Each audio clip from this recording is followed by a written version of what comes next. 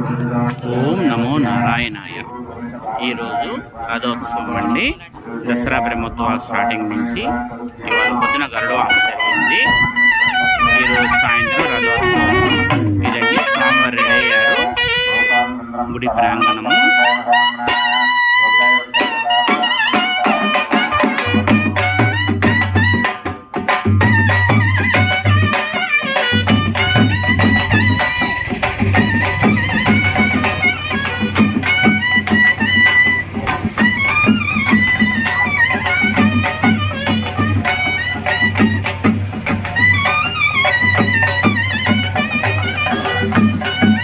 Ready అయిందండి.